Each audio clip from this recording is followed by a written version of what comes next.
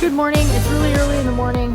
I am doing a drop-in hook at a Nestle plant, and I just wanted to show you guys something that I thought would be really helpful because it's something that has been a challenge to me. Sorry, that's annoying. I leave my headlights on.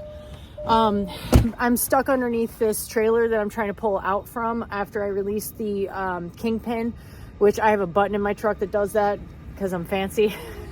But otherwise you can use the release arm, right? But it's really icy. And so what can happen is then you try to pull out from underneath the trailer, and even though the trailer's empty, you kind of get stuck underneath it. So it's actually not that hard to get out from it. Watch, now that I'm telling you this, I'm probably gonna fuck it up. Let's hope not, but I'll show you what I'm talking about. All right, so I got my trusty flashlight. You see the release arm is all the way out. And then I go underneath and check and see that the kingpin is released, right? But I still can't get out from under it because it's icy down here, you know what I'm saying? So I'm gonna raise up the landing gear higher, as high as I can. So right now the landing gear is it's like just barely down on the ground. Can you see it there? So I'll raise it up a little bit higher, and then I will put the oh my god, I'll turn on the interaxle lock or turn it off. I'm not awake yet at all. This is really not a great time to be explaining this. And I'll turn off the traction control. So those two switches, I'll show you real quick. So it's these switches here. I'm gonna press this one. I'm gonna do the interaxle lock. So currently it's unlocked. I'm gonna lock it. And then I'm going to push this guy in. So that's gonna turn off the traction control. And I wish I could explain to you why that works, but someone in the comments is going to, I'm pretty sure. All right, camera's oriented the wrong way. Sorry about that, but that's the camera mount I have on this phone right now. So let's try it. Kingpin is already released. Gonna hit that interaxle lock and turn off the traction control. I raised the landing gear up pretty high. I'm sorry I didn't show you that. It's really cold outside and I'm trying not to take too long. But if you're a newer driver, you know that you're raising up that landing gear when you hear the sound of the airbags getting more air. So did that. Let's see what happens. Always open your windows so you can hear things. Or at least one window because it's cold as hell. Ta-da! No problem. I don't think I even needed to turn on the... I don't think I needed to do those things.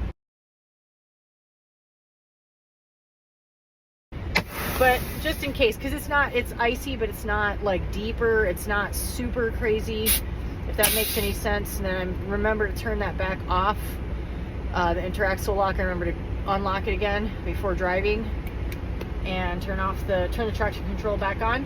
I'm out from under that trailer, no big whoop. Be cool. Good morning, guys. I'm at a live unload, or a live load rather. So there's going to be some jostling here. I'm having a pretty frustrating week. Starting with, after trying to be insistent about not having my sleep schedule be changed, they don't care at all. So I've gotten up at and I'm going from Central Time to Eastern Time, from one day to the next. So I switched time zones, so I lost an hour. So like in my brain, I got up at 2:15 today, but I got up at 3:15, and yesterday I got up at 3:30, I think. Basically, if something is really time sensitive, you have to plan extra time, which is a no-brainer. Like me saying that is like the duh statement of the century. But the reason why things got screwed up was because it was a far enough distance that I just wouldn't have had time to take any time for myself if I had made myself a little earlier. And I had the audacity to take a half hour yesterday and run on the treadmill for 10 minutes at our terminal because I was routed through there, and then take a quick shower and get back in my truck because I was really tired, and I was like, that helps me wake up and feel like a human being. Okay.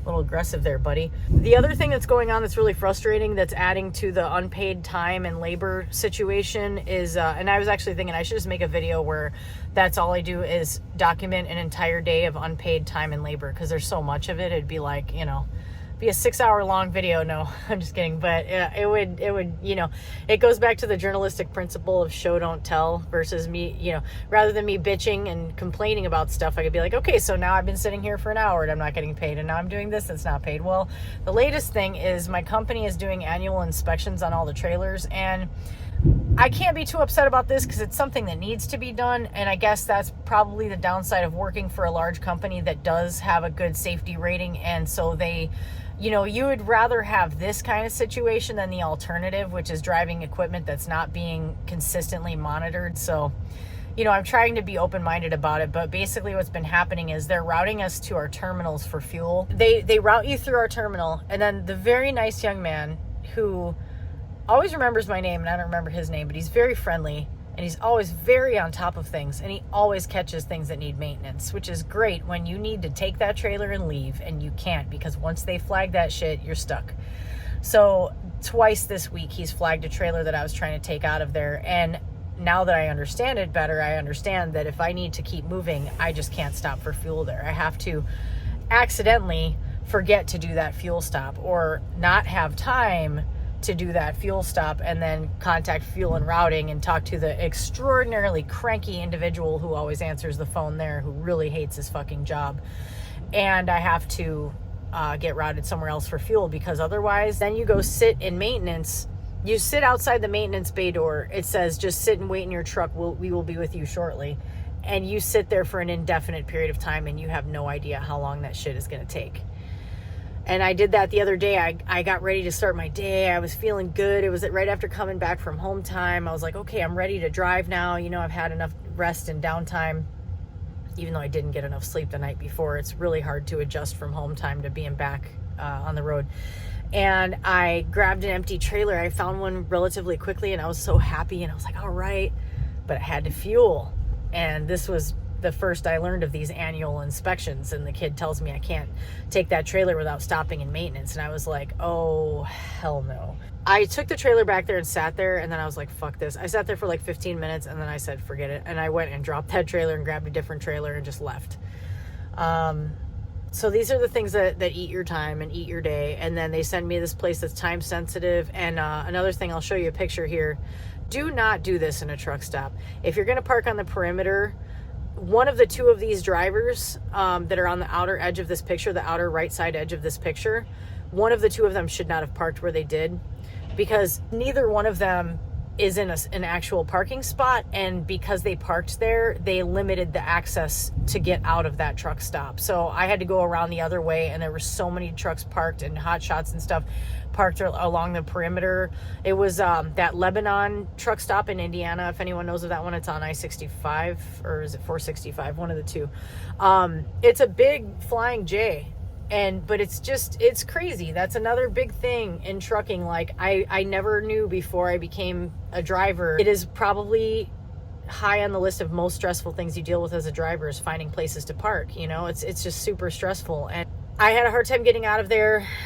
And then I made a mistake of following our company's horrendous piece of shit GPS, and that was confusing and led me astray. And I had a hard time finding the place I needed to be this morning that they were freaking out about, that was so time sensitive. So anyway, this week has been screwy, and I'm really sleep deprived. I've been getting like maybe 6 hours a night, and that's pretty typical. And that's not with me like screwing around and taking way too long to get to bed. It's just me fucking living my life. So anyway, yeah, fuck all that. I need to look for another job. And all these times they're having to do live unloads, or loads or whatever, I should be looking at Indeed.com or whatever and finding another job instead of sitting here complaining to my phone. But anyway, hopefully the rest of the day will go smoother. We'll see. What's up, guys? I thought I would make a little bit of video here. I have been having a really hard time getting myself to film because I just have been really burned out. I think I said that in another clip that I'm not sure if I'm going to use, so I don't want to be redundant. But oh, let me show you though my healthy snacks. I just want to say this. I eat nonstop when I'm driving, and it's funny because when I'm off, I like forget to eat. I always make excuses to eat less healthy stuff. Like I have to swing by Dark Matter Coffee, and they have my favorite donuts in Chicago, which are Do Right donuts. So I always get a donut and a coffee, and I'm just like, man, what are you doing? But when I'm on the road, I'm constantly snacking, and I think it's just normal for drivers because it's how you keep yourself from like just being brutally fucking bored. That and like podcasts and audiobooks and stuff, but it keeps you energized enough. And that's why if you're gonna get into trucking, you have to strategize ahead of time how to do it in the healthiest way possible, because you can't let yourself just start eating fast food and like junk food snacks. That's most of what you're gonna find at truck stops. Although usually the Loves and the Pilots, where many of us end up going, have like fresh fruit cups and stuff and fresh vegetable cups. I love those. Those are really good for snacking on the road. The fruit cups come with like a little toothpick thingy so you can eat it with one hand.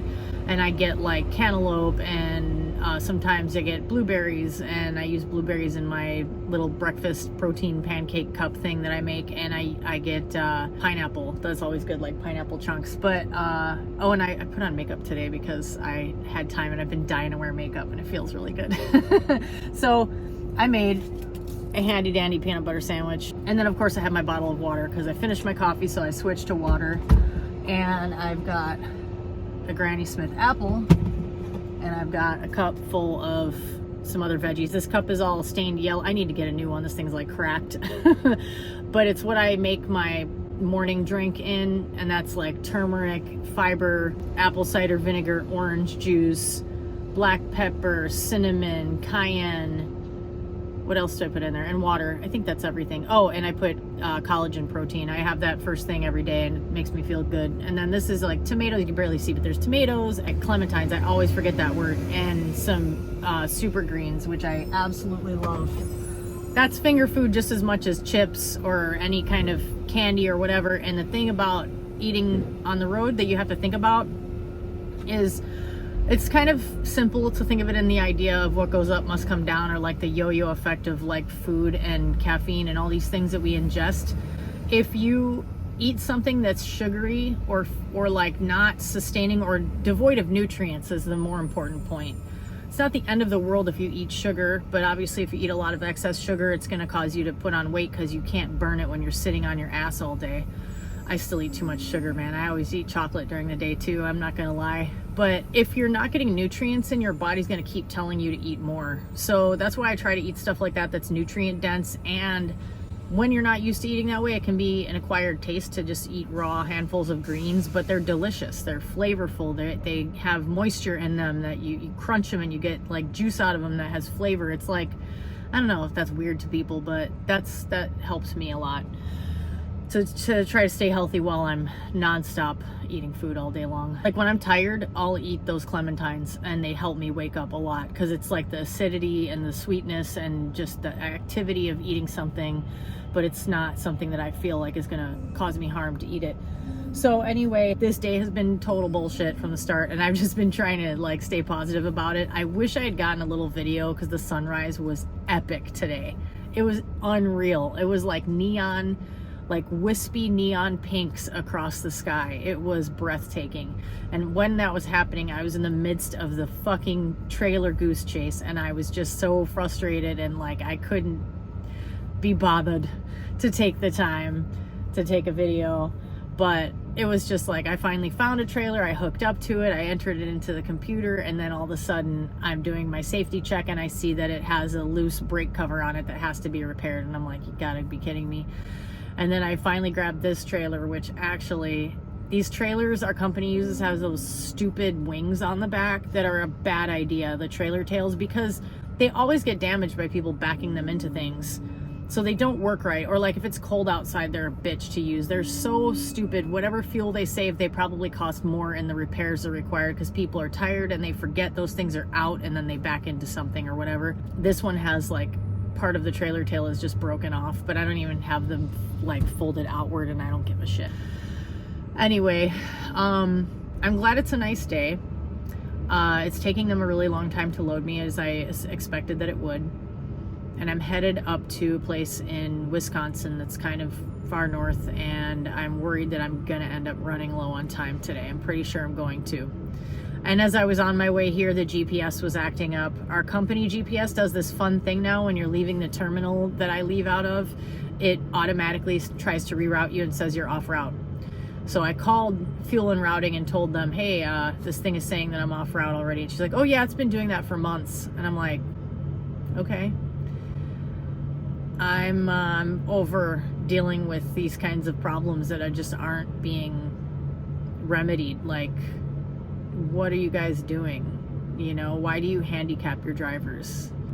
I don't want to be complaining all the time in videos, but I'm so frustrated with so much, and I just need to make a change. I really need to make a change.